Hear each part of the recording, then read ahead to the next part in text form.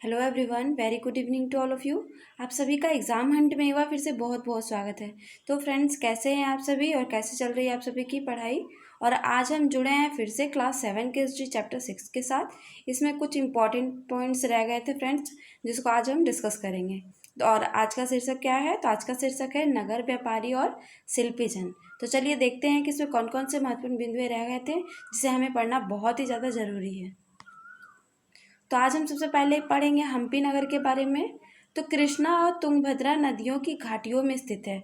ये हम्पी नगर कहाँ है फ्रेंड्स? ये कृष्णा और तुंगभद्रा नदियों की घाटी में स्थित है। हम्पी के किले का निर्माण गारे चूने से न करके शिलाखंडों को आपस में फंसाकर किया गया था। यह नगर 1336 में स्थापित किया गया और विजयनगर साम्राज्य का केंद्र स्थल था।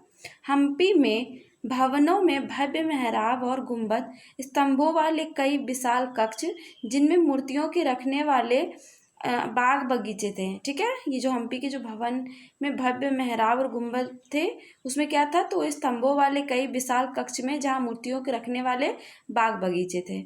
हम्पी के बाजारों में मूरों यानी मुस्लिम सौदागरों, चेटियों और पुर्तगालियों जैसे यूरोपियों के एजेंडों का जमाहट लगा रहता था। यानी ये जो हम्पी का बाजार था, यहाँ पे मुस्लिम सौदागर, चेटियों, पुर्तगालियों जैसे यूरोपीय एजेंटों को मतलब ये जो लोग थे, ये यहाँ पे रहते थे, इकट्ठा होते थे और अपना एजेंडों का जो काम है वो करते थे।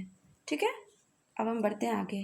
तो हम्पी में विरूपाक्ष यानी विरूपाक्ष मतलब शिव मंदिर है और विट्ठल जैसे मंदिर स्थित है। अगर आपसे पूछा जाए कि हम्पी में कौन कौन से मंदिर प्रसिद्ध हैं, तो विरूपाक्ष और विट्ठल मंदिर। विरूपाक्ष मंदिर में देवदासियों, राजा एवं प्रजाजनों के समक्ष नृत्य कराती थी। यानी विरूपाक्ष मंदिर में क्या होता था? देवदासियां जो थी राजा और प्रजाजनों के समक्ष नृत्य कराती थी।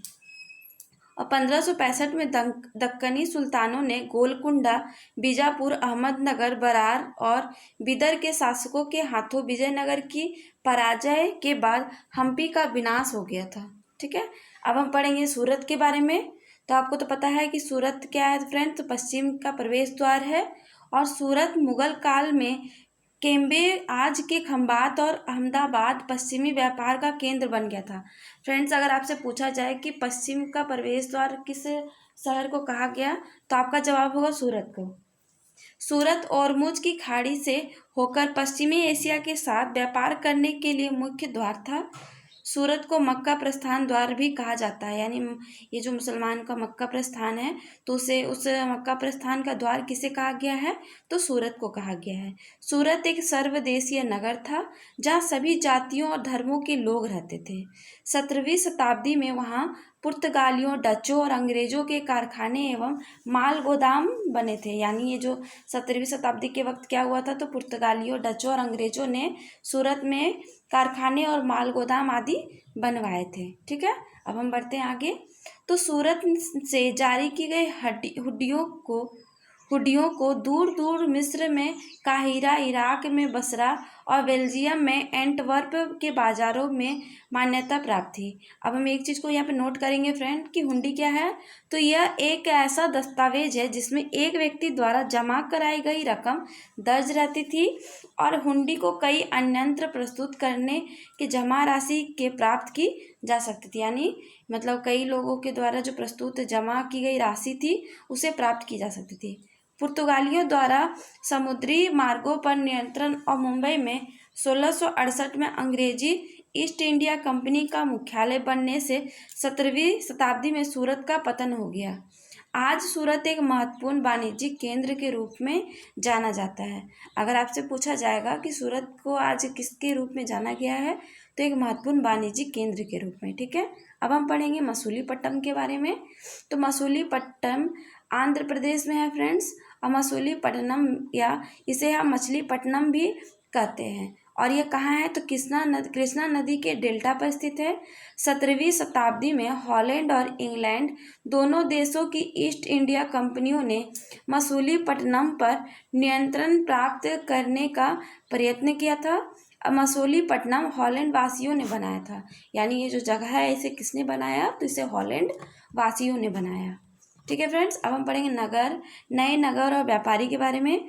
तो 18वीं शताब्दी में बम्बई, कलकत्ता और मद्रास नगरों का उदय हुआ था, जो आज प्रमुख महानगर हैं। ब्लैक यानी देसी व्यापारियों और शिल्पकारों को इन ब्लैक टाउन्स में सीमित कर दिया गया है।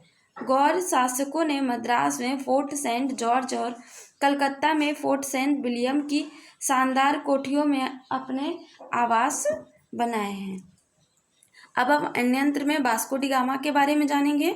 तो पुर्तगाली नाविक वास्को डी गामा अटलांटिक महासागर के साथ साथ यात्रा करते हुए केप ऑफ गुड होप से निकलकर और हिंद महासागर को पार करके 1498 में कालीकट पहुंचा था, यानी भारत पहुंचा था।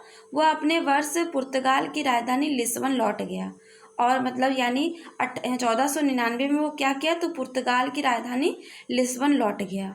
उसकी खोज ने अंग्रेज, हॉलैंड वासी और फ्रांसीसी नाविकों ने भी उसका अनुसरण करना प्रारंभ कर दिया था। यानी इसके बाद क्या हुआ, तो ये अंग्रेज, हॉलैंड वासी और फ्रांसीसी नाविकों ने इसके पीछे पीछे इन लोग भी खोजने लगे और कोई ना कोई नए देश का मतलब नए देश तक ये पहुंच गए। अब है नेक्स्ट है क्रिस्टोफर कोलंबस के बारे में जानेंगे। तो इटली वासी क्रिस्टोफर कोलंबस ने भारत पहुंचने का मार्ग खोजने के लिए अटलांटिक महासागर को पार करके पश्चिम की ओर यात्रा करने का निश्चय किया। उनका मानना था कि पृथ्वी गोल है, इसलिए वह पश्चिम की ओर से भी भारत पहुंच सकता था। वह 1492 में वेस्ट इंडीज के तट पर पहुंचा और वेस्ट इंडीज का नाम इसी भ्रांति के कारण पड़ा था। ठीक है, अब हम फ्रेंड्स आज के सीरीज में ये क्लास 7 का चैप्टर 6 खत्म होता है, और ये बहुत ज़्यादा इंपॉर्टेंट है फ्रेंड्स, क्योंकि एग्जाम में इससे क्वेश्चंस बहुत सारे आते हैं, घुमा घुमा के क्वेश्चन पूछा जाता है। लेकिन आपको अगर मेन पॉइंट पता रहे तो आप किसी भी क्वेश्चन के आंसर को सॉल्व कर सकते हैं। तो फ्रेंड्स, अगर आप नए लर्नर्स हैं तो हमारे चैनल को सब्सक्राइब करें, बेल आइकन को प्रेस करें। इससे आपको आगे आने वाली हर वीडियो की नोटिफिकेशन टाइम पर मिल जाएगी और आप समय के साथ क्लास के साथ जुड़े रहेंगे।